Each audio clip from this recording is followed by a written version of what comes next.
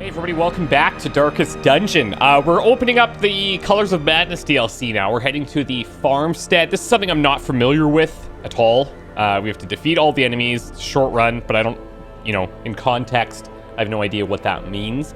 We're gonna get 12 Comet Shards, some gold, and this Drifter's Buckle. In terms of provisions, it's limiting what we can bring. We can't bring food, we can bring shovels. I'm thinking I'm just gonna grab, like, a couple of everything. Shard dust I can't bring. Used to tap into otherworldly power, but be aware its other effects cannot be used while virtuous. Okay.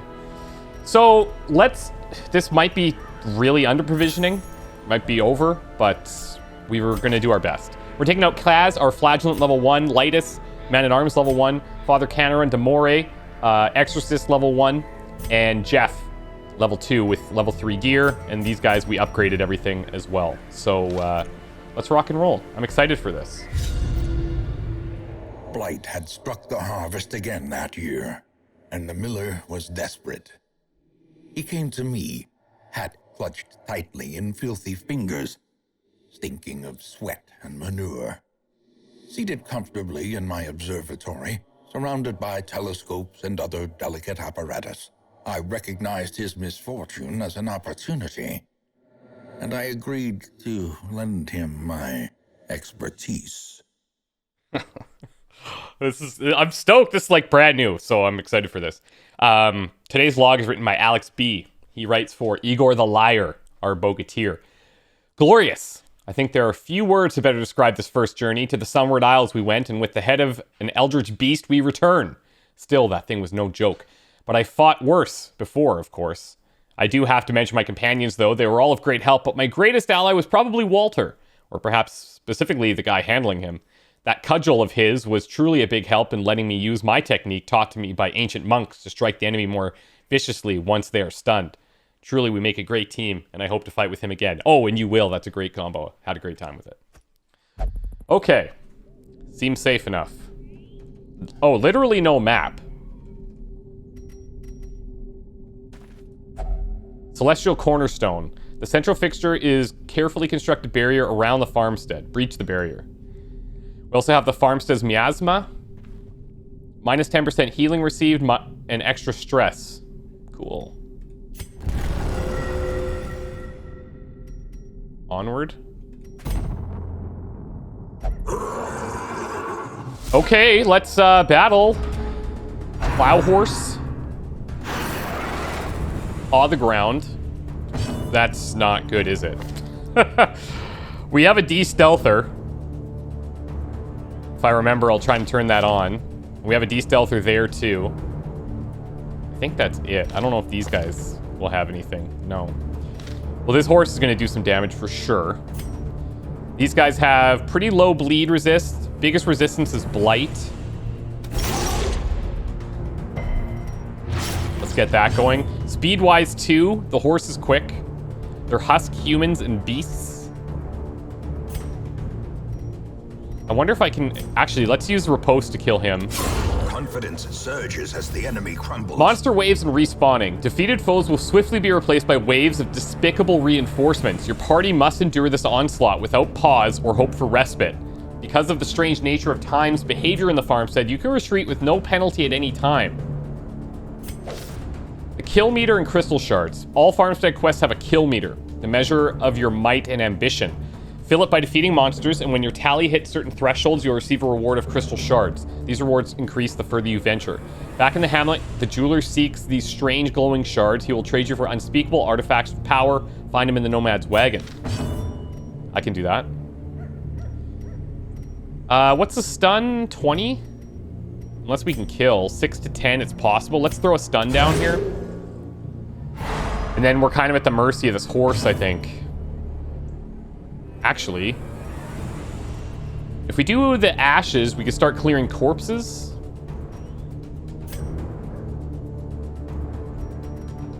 Not a bad idea. Bring these guys up. And it's percentage chance, right? Yeah, 76%. So AoE, good to know. Good to know. Our stun chance is at... Oh, I don't have any trinkets on...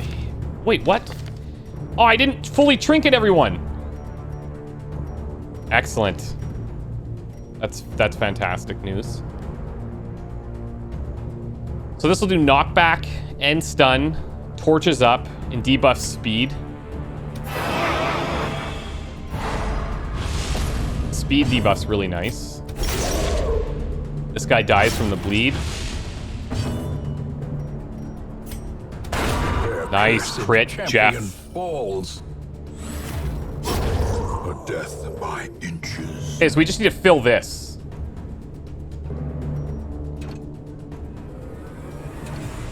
Now what's happening? Is this broken? Oh, weird. Oh, no, okay. Okay. Okay, interesting.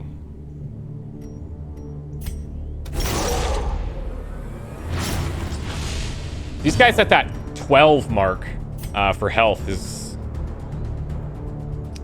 like above what most of these guys can do. We already have riposte. Let's just take kills. Is broken. Maintain the offensive.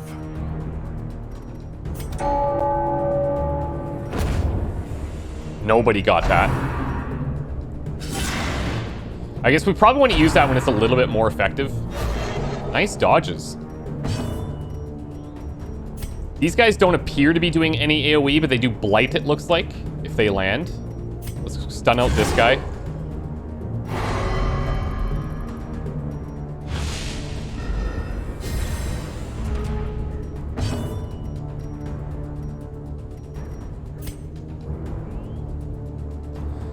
Let's see if we can pick him up. Nice crit again, Jeff. Okay, so this is the blight. Oh, and stress. Yeah, I guess we see that there. Okay, excellent.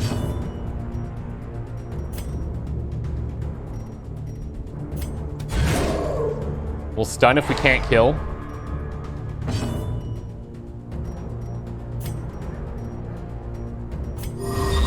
Get some heals going, albeit minor. Because the horse pops in. Now, he did AoE stuff, so we're going to set up riposte wherever possible.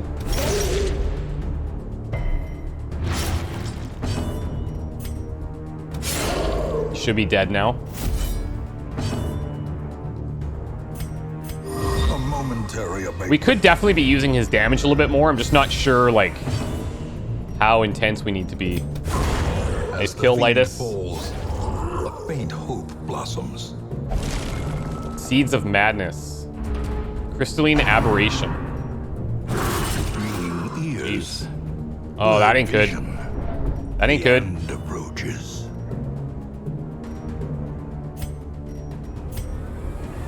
So I gotta kill this, I guess? Be gone, fiend. He healed off that. See if we can stun and move forward a bit. Fail.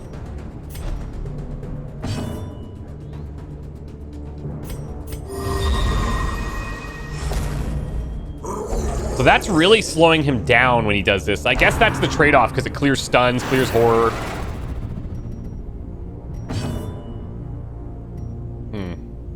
I should really get him up closer.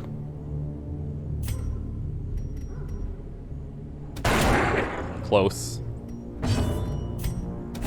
Press this advantage. Give them no quarter. Ceaseless Labor. It's just his basic attack, I guess.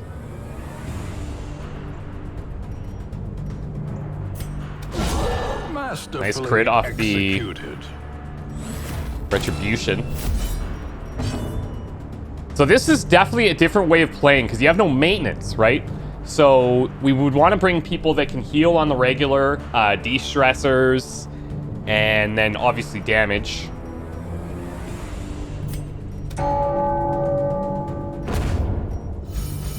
There we go. Something.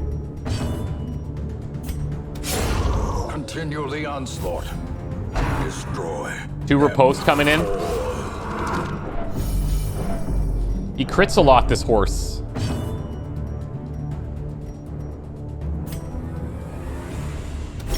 I don't really want to clear these corpses. I want the exorcist to be able to do it. Oh, I should have moved him. Whoops, my bad.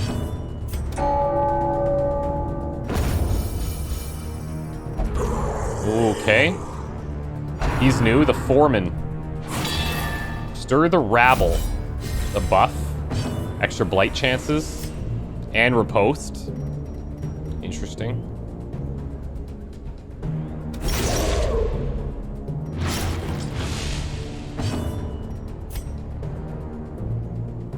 Ooh. I think we probably focus on getting the big guy down. Many hands. Extra speed and protection. So it looks like we're halfway through.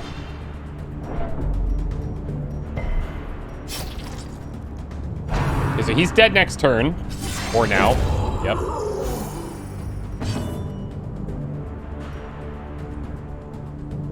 We can put our stun in. There we go. Don't have to worry about the riposte like this. I'm gonna shuffle him up. Okay, so what is this?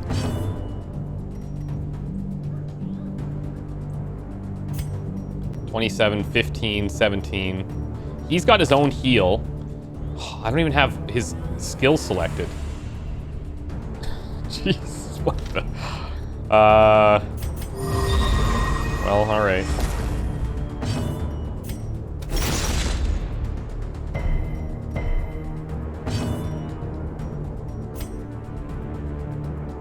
We can take him while he's stunned. Let's keep going on this guy. Get a couple of crits and he'll be down fast. Whoa, damage. Hello. Bleed. Marked. Can't bandage this off.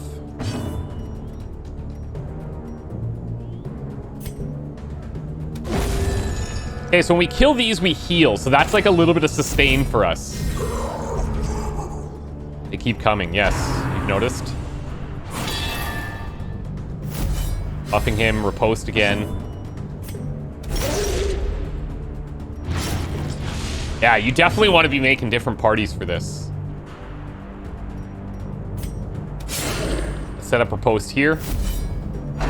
Mind you, this guy hasn't been doing AoEs, right? That might not be the best strategy. Let's do this. This will also clear marked. So even though it's constantly debuffing our speed.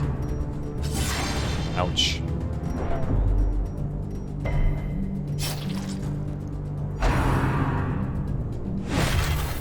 This guy dies next turn. We got that blight. That's a lot, actually. 5 turns. Let's take out the big guy.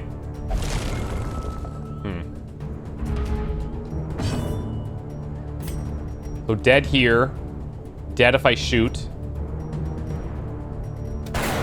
Come on. They both whiffed.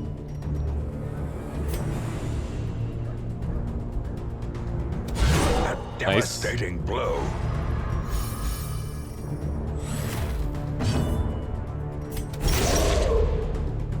Okay, these two die. I almost don't want them to die to dots.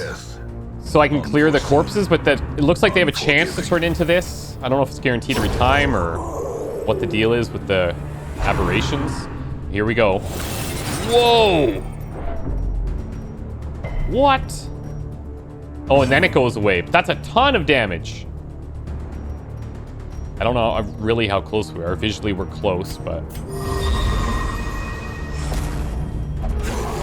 Yeah, we definitely want, like, a good healer going forward.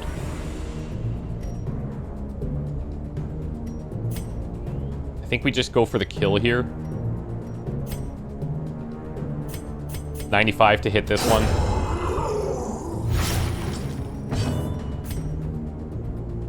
Damn it. Let's just get rid of this. Flail the crops. Should be able to use this, though, his big heal.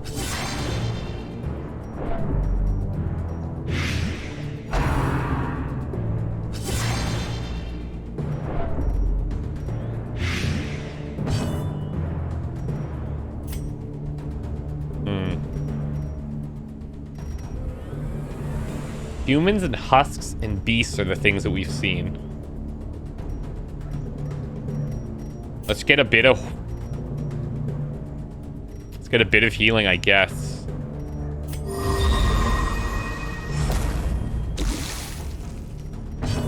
Clear this off. Gonna go Retribution because I don't know what this guy does.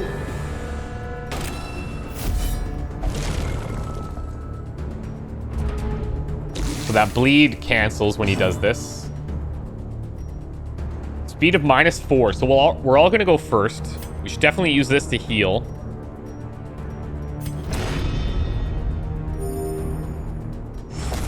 You can only use this twice per battle, so per battle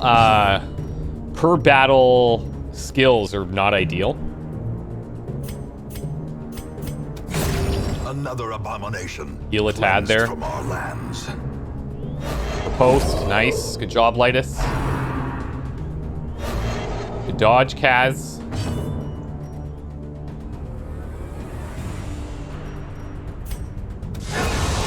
Let's take a kill here. I was going to clear the mark, but it's gone in one round. Stun chance, if we had trinkets, would be good. Probably. Let's go for the kill on Scarecrow. Okay, so this is probably the last group. Nice kill, Jeff. Let's just build up resistances here. We might as well. Not using it for anything else.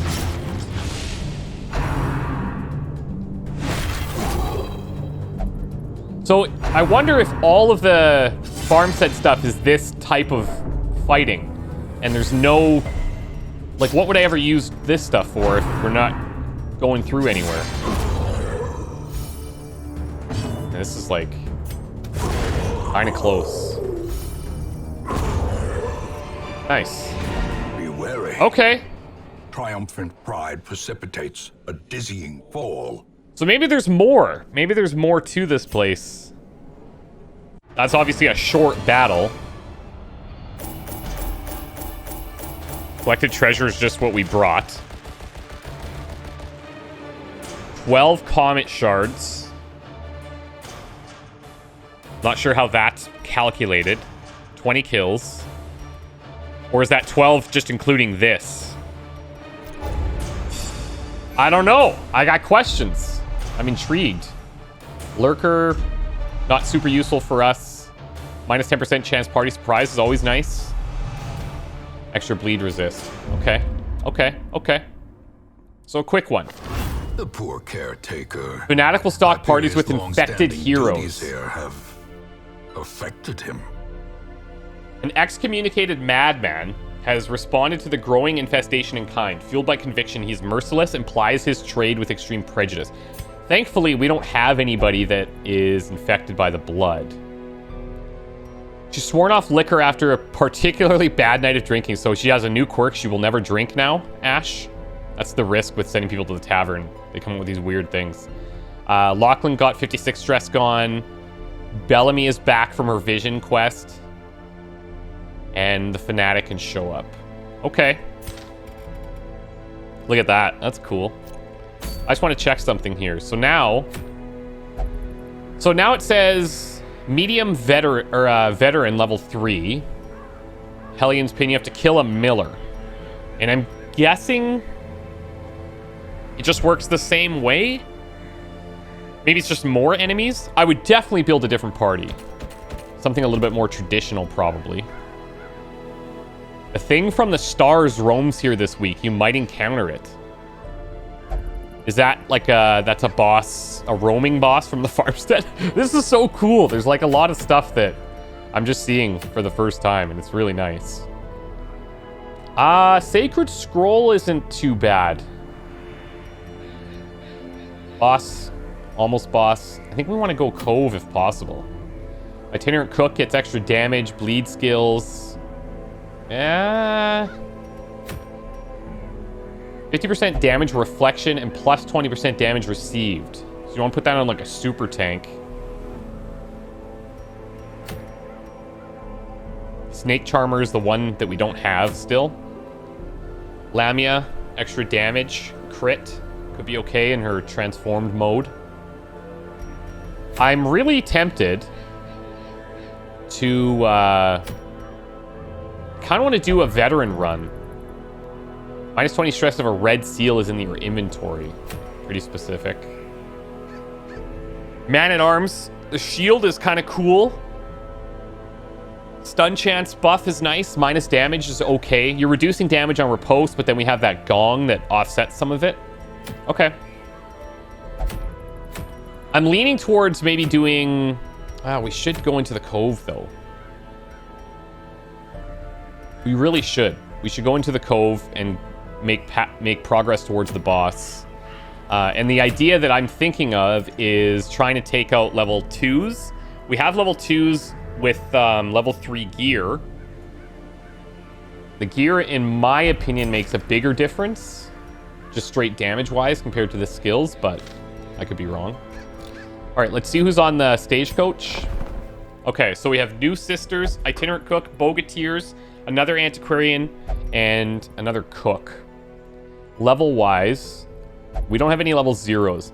So the only ones we would be eligible to replace here would be the itinerant cook with level 2. I think she might be level 2. Yeah, Claire's level 2, man. We replaced her already, I think. And then the sisters at level 1 if we have a level 1 sister. But I think we only have one set of sisters here.